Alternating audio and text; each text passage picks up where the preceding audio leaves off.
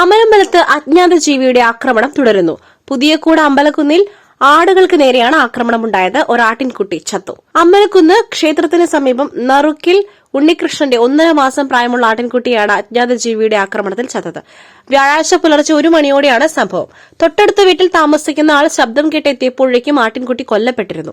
വനം ആർആർടി സംഘം, ഗ്രാമപഞ്ചായത്ത് പ്രസിഡന്റ് VP അഫീഫ, വാർഡംഗങ്ങളായ ടോണി വർഗീസ്, കെ സുഭാഷ്, മുൻ വാർഡംഗം PM ബിജു എന്നിവർ സ്ഥലം സന്ദർശിച്ചു. വനം veterinary surgeon doctor S Shyam postmortem നടത്തി.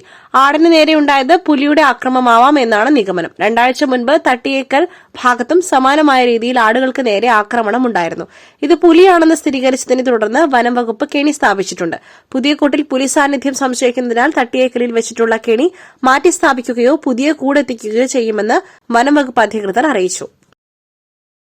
SS Gold, Pure Gold. SS Group, Nilambur.